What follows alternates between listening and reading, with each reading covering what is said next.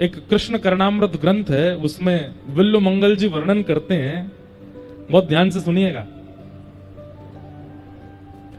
हमारी किशोरी जी राधा रानी और ठाकुर जी को प्रकाश में नहीं देखती हैं।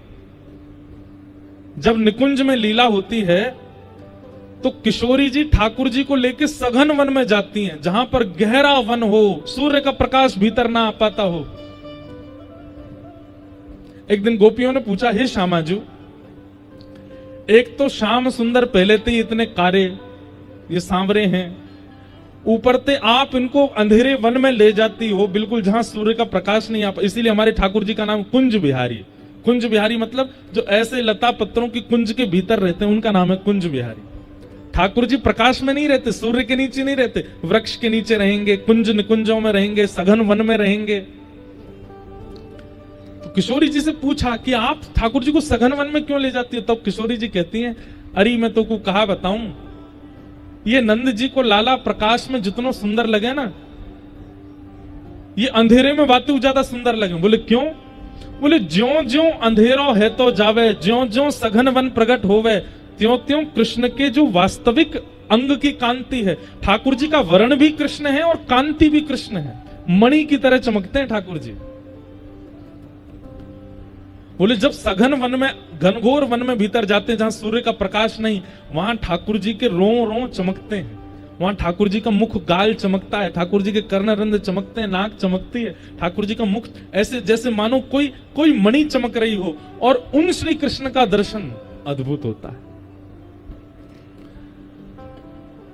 तो विल्लु मंगल जी कहते हैं कि ठाकुर जी जितने अंधेरे में जाते हैं, जितनी अमावस्या की रात होती है, श्याम सुंदर उतने ज्यादा प्यारे लगते हैं। क्यों?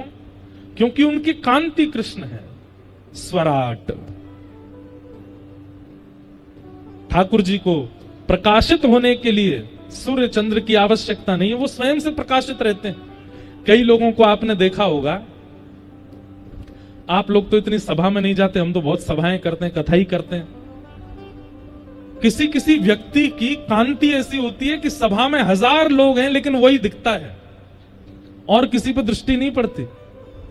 उससे बढ़िया वस्त्र पहन के कोई आ जाए, उससे बढ़िया दिखने वाला कोई आ जाए, हुष्ट पुष्ट आ जाए, लेकिन एक व्यक्ति की मुखमंडल की कांति ऐसी होती है कि हजारों में वो अकेला दिख जाता है। और विशेष रूप से संतों में आप इस चीज का दर्शन करोगे। आप हजारों की तादाद में जब देखोगे किसी को, तो एक महापुरुष जो जिसका भजन श्रेष्ठ है, जिसकी भावना श्रेष्ठ है, वो अलग ही दिखेगा सबसे। क्यों? क्योंकि भजन मुख में नहीं होता, नाम में, जीव में नहीं है, उसकी कांति में आने लग जाता है। ठाकुर जी की कांति कृष्ण है, कर्षतीत कृष्ण, जो कर्षण करे, आकर्षण करे, अपनी ओर खींचे, ऐसी कांति है श्री कृष्ण की। आप लोग वृंदावन दर्शन किए बिहारी जी का, राधा रमण जी का, राधा वल्लभ जी का। राधा वल्लभ जी का जैसा वर्ण है, यदि वैसा वर्ण हमारा हो जाए, बिल्कुल वैसा ही रंग हो जाए हमारा, तो हमारी स्थिति क्या होगी? जब हम रोड पे निकलेंगे, गली मोहल्ले में जाएंगे, परिवार के रिश्तेदारों या सब कहेंगे देखो अंधेरा आ गया। साक्षात काली मां की प्रतिमूर्ति। लेकिन राधा रमण जी को देखो कितने प्यारे लगते हैं, इतने काले हैं फिर भी प्यारे लगते हैं। हमारे संसार में गोरा होना प्यारा होता है, गोरा होना सुंदर होता है, पर हमारे ठाकुर जी को देखो, बिहारी जी देखो, अब जाके थोड़ी शांति आई पीछे से, है।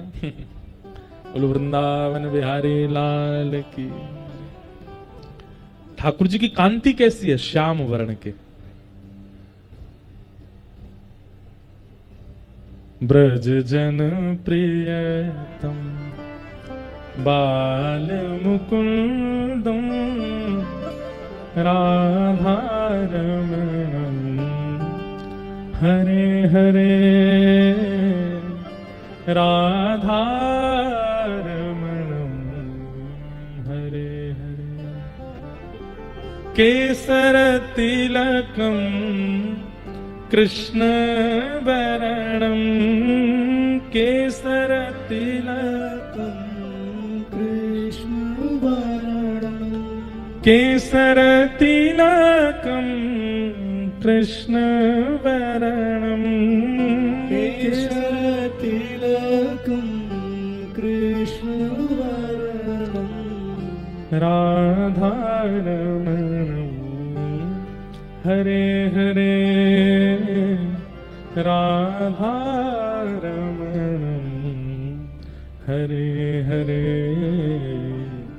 ब्रज जन प्रियतम बाल मुकुंदम राधारमणम हरे हरे राधारमणम हरे हरे। कृष्ण वर्ण है ठाकुर जी का। आहा इदानिम कृष्णताम गतः। लेकिन फिर भी कैसे हैं? बोले स्वराट, प्रकाशित रहते हैं ठाकुर जी। कितनी भी अंधेरे में छुपाए दें गोपी ले जाके मटको, लेकिन ठाकुर जी जैसे जैसे अंधेरे में प्रवेश करते हैं वो स्वयं ही चमकने लग जाते हैं और उनको दिख जाता है कहां क्या है। ब्रह्म परक अर्थ ऐसा है कि सूर्य चंद्र को भी जो अपने अपने से तेज प्रदान करते हैं, प्रकाशित करते हैं, वो स्वराट। और तेने ब्रह्म हृदय आदि कवि, आदि कवि ब्रह्मा को भी जिन्होंने अपनी लीला से ज्ञान प्रदान किया। संपूर्ण कृष्ण लीला है एक ही श्लोक में।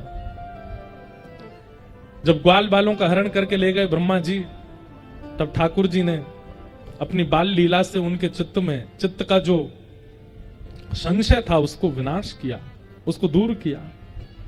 मुह्यन्ति यत् सूरयः, अपनी लीला पर गिरिराज धारण करके देवताओं के राजा इंद्र को भी जिन्होंने मुह्यन्ति मोहित कर लिया। चरणों में आकर के प्रार्थना करने लगा इंद्र, पिता गुरुस्तम जगतामधीशो, आप मेरे पिता हैं, आप मेरे गुरु हैं, आप जगत के पिता गुरु हैं, मुझे क्षमा करें। ऐसे श्री कृष्ण यत्रत्र शर्गोम वृषा, जिनकी लीला से यह माया रूपी सृष्टि भी कभी कभी सत्य सी प्रतीत होने लगती है। जो सृष्टि अमृष है, सत्य नहीं है, एक पानी के उठे बुदबुदे की तरह है, कभी भी नष्ट हो सकती है। लेकिन इसका अर्थ करते हुए हमारे ब्रज के रसिक संत कहते हैं कि अगर कृष्ण भक्ति चित्त में है तो यह सृष्टि भी कहीं ना कहीं सार्थक लगेगी, ये माया भी सार्थक लगने लगेगी। जिनकी लीला, जिनकी कथा, जिनका स्मरण, जिनका नाम इस पृथ्वी की स्थिति को सार्थक बनाता है। धामना स्वेन सदा निरस्त कुहकम सत्यम परम धीमहि। ऐसे ठाकुर जी जिन्होंने 3 स्थानों पर लीला की, व्रज धाम, द्वारिका धाम और हस्तिनापुर, और तीनों लीलाओं को करते हुए अंत में उद्धव को अपना ज्ञान उपदेश प्रदान करते हुए, भागवत धर्म का निरूपण करते हुए वही परम सत्य अपने स्वधाम को प्रस्थान कर गए। ऐसे परम सत्य श्री कृष्ण को हम बारंबार प्रणाम करते हैं, उनको